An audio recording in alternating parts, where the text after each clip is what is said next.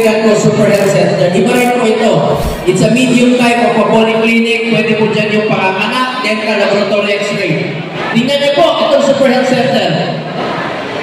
Dito sa Laguna, napakarami pong Super Health Center dito na itinatayo. Mismo ako nakapunta sa Mabita, Binyan, Calamba. Dito po mismo sa Calamba meron. Alaminos, Cabuyao, San Pedro, Santa Rosa, Calawang, Los Baños, San Pablo, Santa Maria, Nagcarlan, Pina, Pagsanghan, Rizal, Louisiana, Paite, at Ilio. Yan po ang mga Super Health Center. Ang mga buntis, pwede mga andyan. Tingnan niyo po ito po, sa Lake Cebu, sa South Cotabato, bundok, ang mga buntis ko, 2 hours na biyahe nanganak sa president sa jeep. Ngayon, meron sila sa Super Health Center. IPs po yan, sa mga kapamigatan ng engineering people. Tuwa-tuwa ang mayor, tuwa-tuwa yung kapitan, sabi nila.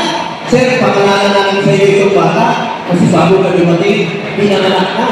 Pagtingin ko sa bata, kabahin. Sabi ko, paano yung pangalanan sa akin? Lalaki ako. Sabi ko, hindi problema yan. Pangalanan natin ito ng puto. Hindi ko sabihin, nangyayari sa totoong buhay, hindi ginagawa ko. Kahit sa sulok ng Pilipinas, halos napuntahan ko na. Mula Apari hanggang Hulo. Lindol, sulok, putok na pulkan, tulong sa mga mahirap, pinupuntahan ko yan. Dahil gusto ko ikabit ang serbisyo ng gobyerno sa ating mga kababayan, Pilipino. Tulungan natin yung mga mahirap natin kababayan. Pangatlo po, Regional Specialty Center. Ako po ang principal sponsor ng batas na yan. Priority man po yun na yun, no?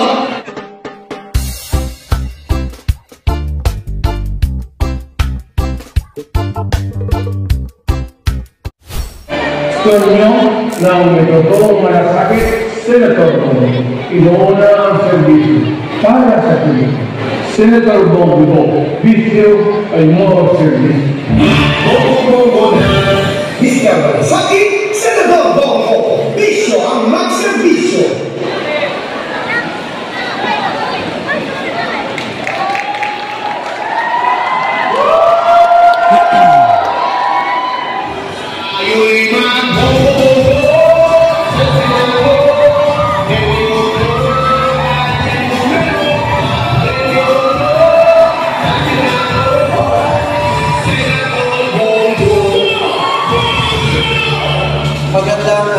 Gabi po sa inyong lahat, mga kababayan ko.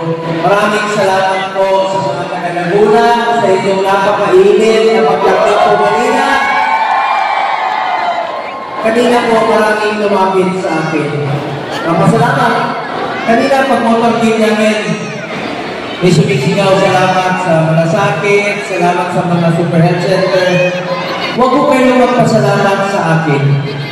Ako po ang dapat magpasalamat sa inyo dahil binigyan niyo po ako ng pagkakataon na makapagservisyo po sa inyo.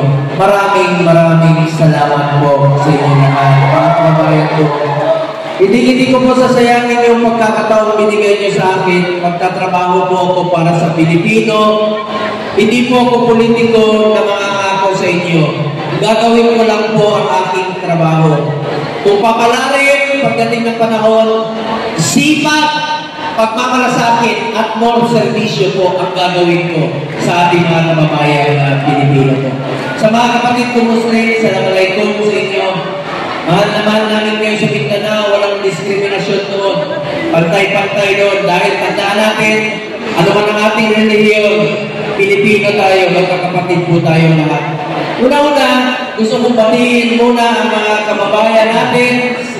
Simultaneous ko na to, no? Galing po ako ng Baguio. Sa mga taga-Baguio, naimbag na gabi sa inyo. Ang taga-Baguio, taga-Bulacan. Nasa TV sila. Quezon City, kapitbahay. Quezon City rin po ako nakatira sa Teachers Village. Rizal, mga taga-Cavite, nasa television dyan. Taga-Cebu, ngayong gabi sa inyo, mga Bisaya. Bisaya, sunod na ko. Lapis, mga Ilonggo, mga kamag-anak ko, lahat ng Ilonggo, kamag-anak ko. Kasi ang tawag sa inyo, Ilonggo, ang pangalan ko, Bongo. Umiagit Simana, Kalinangan Festival. Plaridel, Misamis sa Occidental. Balay-balay sa Bukidnon, Silingan. Agusan del Sur sa Caraga, salamat kayo. Mga taga-ilang, Silingan na. Taga-Toril, Davao del Sur, Silingan ni Bato. Davao de Oro, mga Silingan, Davao del California, Lula. Salamat kayo kay gabihin sa mga waray, maupay ng gabihin. May gabihin na magandang gabi po sa inyo dito po sa Laguna. Mahal na mahal mo kayo, parating ng po rito. Sunog, baha, putok ng bulkan, dyan sa Batangueño rin po ako. Adapted sa po ako ng Calabarzon.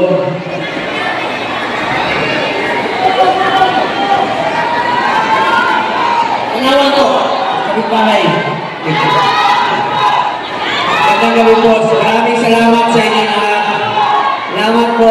Salamat sa lahat ng sumusuporta. Maraming salamat po. Mga kababayan ko, gusto ko lang pong mag-report sa inyo. Bilang inyong senador, I authored 16 laws, principally sponsored 82 laws, and I co-authored and co-sponsored 185 laws. At wala po akong absent sa Senado. Tuloy-tuloy po yan. Sipag po ang pwede ko i-alay sa inyo. At bilang chairman ng Committee on Health, tatlo po ang aming naging prioridad. Malasakit Center, Super Health Center, at Regional Specialty Center. Dito sa Laguna, meron po kayong dalawang Malasakit Center dito sa San Pedro at sa Santa Cruz sa inyong hospital. Mga kababayan ko, kung may mga pasyente kayo na kailangan ng tulong, magpita nyo lang po Malasakit Center o aming opisina. Tutulong po kami sa abot ng aming makakaya. Pangalawa po ang prioridad ko, Super Health Center. Iba rin po ito. It's a medium type of a polyclinic. Pwede po dyan yung panganganak, dental, laboratory, x-ray. Tingnan niyo po, itong Super Health Center. Dito sa Laguna, napakarami pong Super Health Center dito na itinatayo. Mismo ako nakapunta sa Mabita, Binyan, Calamba, dito po mismo sa Calamba meron, Alaminos, Cabuyao, San Pedro, Santa Rosa, Calawag, Los Baños, San Pablo, Santa Maria, Nagcarlan, Pina, Pagsanghan, Rizal, Louisiana, Paite, at Ilio. Yan po ang mga Super Health Center. Ang mga buntis, pwede mga andyan. Tingnan niyo po ito po, sa Lake Cebu, sa South Cotabato, bundok, ang mga buntis ko, 2 hours nangyari nanganak sa president sa jeep. Ngayon, meron sila sa Super Center. IPs po yan, sa mga kapamig natin ng engineering people. Tuwa-tuwa ang mayor, tuwa-tuwa yung kapitan, sabi nila. Sir, pangalanan namin sa iyo yung bata, kasi bago ka dumating, pinanganak na. Pagtingin ko sa bata, babae. Sabi ko, paano mo pangalanan sa akin? Lalaki ako. Sabi niya yung problema yan. Pangalanan natin ito ng pumunta. Ibig kong sabihin, nangyayari sa totoong buhay hindi ginagawa ko. Kahit sa sulok ng Pilipinas, halos napuntahan ko na. Mula Apari hanggang Hulo. Lindol, sulok, putok na bulkan, tulong sa mga mahirap, pinupuntahan ko yan. Dahil gusto ko inapit ang serbisyo ng gobyerno sa ating mga kababayan Pilipino. Tulungan natin yung mga mahirap nating kababayan. Pangatlo po, Regional Specialty Center. Ako po ang principal sponsor ng batas na yan. Priority naman po yan na yun, no? Pagtatayo ng mga heart center, kidney center, neonatal, at iba pang mga specialty center. Chairman din po ako ng Committee on Sports. Ayaw po masaya ang inumpisahan ni former President Duterte na labanan ang kriminalidad at ang illegal na droga. Through sports, itong akin, iniinganyo ko po ang mga kabataan to get into sports, stay away from drugs, to keep us healthy and fit. Meron na tayong eskwelahan sa New York City. Pwede mag-aral at the same time ang training ng student athletes. Isa ako sa author at co-sponsor. Eskwelahan po yan. National Academy of Sports ito, may pasilidad na po. Ngayon, proud po ako. Chairman ako ng sports 2019.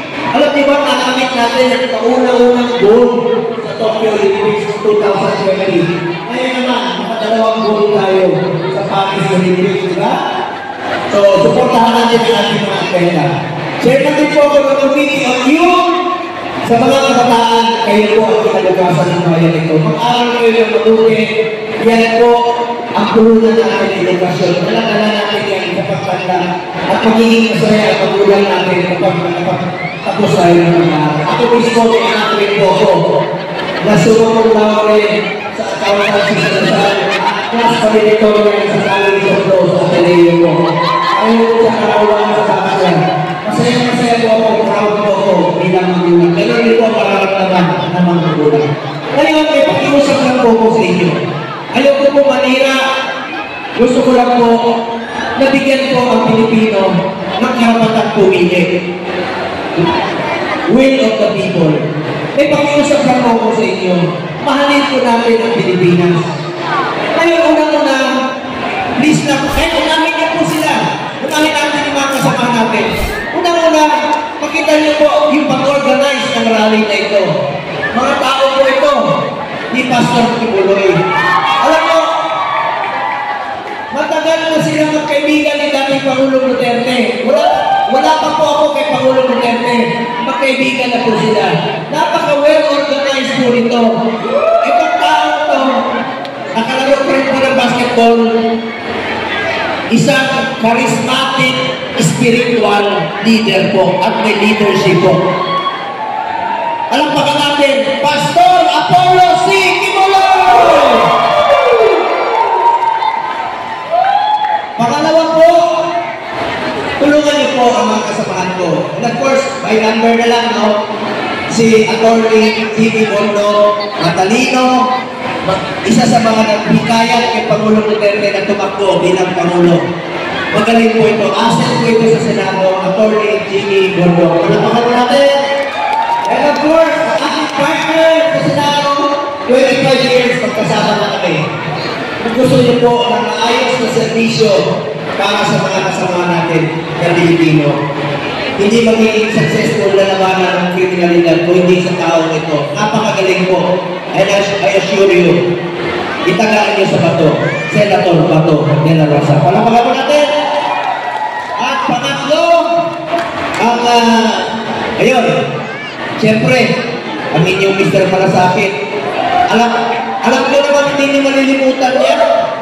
Kaya sabi ko nga, unahin din silang lahat, mga kasamahan namin sa Duterte Senatorial State. Pero alam ko naman hindi niyo malilimutan ang pangalan ko. Mamaya ako sasabihin kung bakit.